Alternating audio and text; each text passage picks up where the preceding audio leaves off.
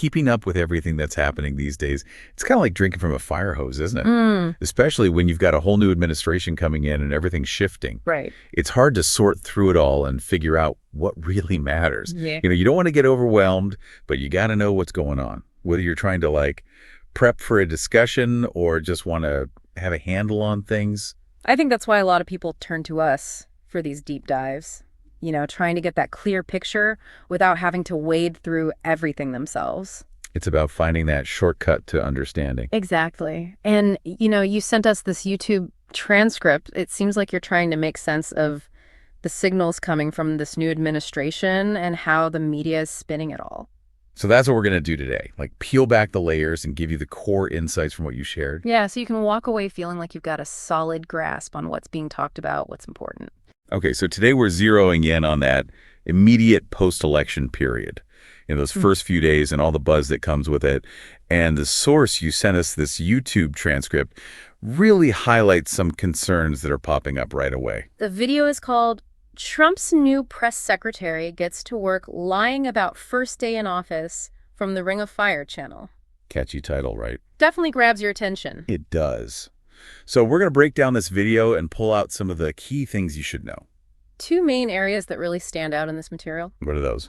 First, we've got a whole bunch of statements from the new press secretary about presidential pardons, and then there's this whole other layer of worry around changes to AI policy. Okay, so let's start with the press secretary and the whole pardon situation. Yeah. So the video introduces us to Karoline Leavitt. She's the new press secretary for the Trump administration. And what's interesting is how quickly this becomes an issue. Yeah, she doesn't waste any time. Not at all. So within her first 24 hours on the job, she's on Fox and Friends. Which we know leans a certain way politically. For sure. And she's already going after the Biden administration for issuing pardons at the end of his term. She even goes so far as to say that these pardons prove that Biden knew these people were guilty and he just wanted to protect them. Yeah, a pretty strong accusation. Definitely. And of course, that gets a reaction from Brian Kilmeade, one of the Fox and Friends co-hosts. Yeah, he pushes back a little. He does. He brings up a point that a lot of people have been making, which is that Trump himself pardoned a huge number of people involved in the January 6th Capitol riot, like reportedly something like 1,600 people. So right away, you see that tension. Like a potential double standard. Are pardons okay or not okay, depending on who's issuing them and who's receiving them? And I think that's something we see all the time in politics, right? Absolutely. Mm-hmm. The way things get framed really depends on who's doing the framing. So what does Leavitt say to Kilmeade's pushback? Well, she kind of brushes it off. She says she doesn't think it's causing much controversy. Yeah. And she goes on to argue that Trump campaigned on this promise of pardoning people involved in January 6th. So, it shouldn't be a surprise that he's following through. But I feel like the bigger issue here is her justification for these pardons. Totally. She claims that those who were pardoned were basically held hostage by the Biden DOJ and that their due process was denied. That's a big statement. It is. And this is where the YouTube video creator really takes issue. They call Leavitt out directly. They don't mince words. Nope.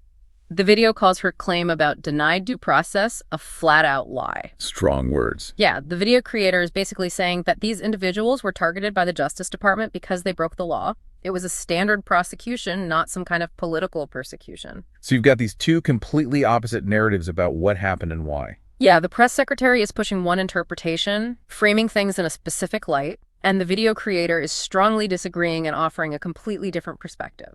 And the video goes even further.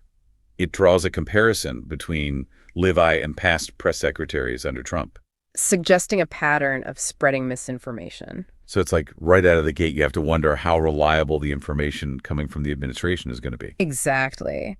And it really highlights the need for critical thinking. You can't just accept everything at face value, especially when it comes from official sources. You got to be careful. Yeah. And this whole exchange about the pardons, it's a great example of how the same events can be spun in completely different ways depending on who's doing the spinning. Okay, so we've talked about this initial controversy around the pardons, but the video transcript doesn't stop there. It moves on to another big area of concern, and that's the potential overhaul of AI policy. It might seem like a jump, but the video presents both of these issues as being really important right now. Things to watch out for. Exactly.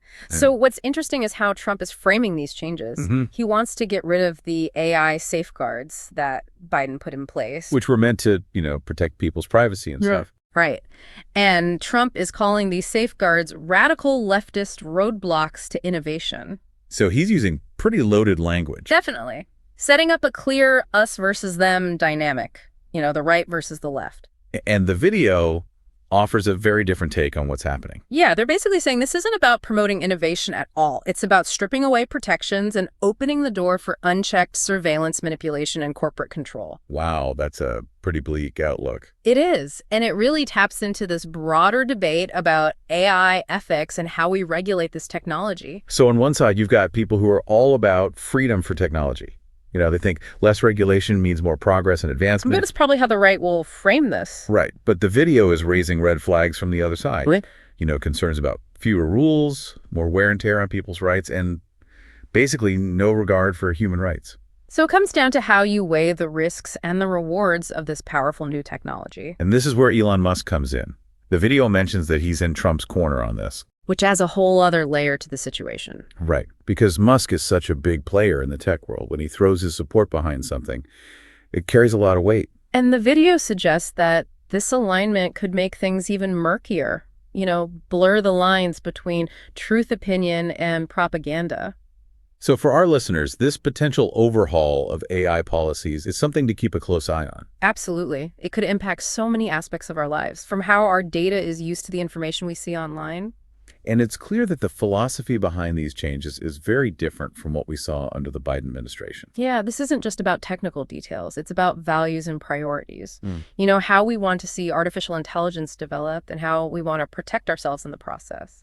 So to sum up today, we've taken a deep dive into this YouTube video and extracted two major areas of concern that are emerging right as the new administration takes over. The first is all the controversy around presidential pardons. And the second is this potentially huge shift in AI policy. And we want to emphasize that the source we looked at presents these issues from a particular perspective. This is one viewpoint among many. But it does highlight some key things that are already generating a lot of discussion and scrutiny.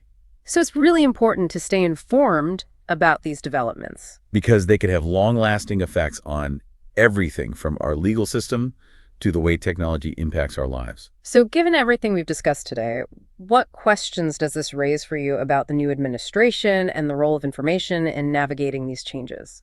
It really highlights the need to be critical of everything you see and hear, to consider different viewpoints, and to stay engaged as events unfold. Absolutely. Thanks for joining us on this deep dive. Until next time.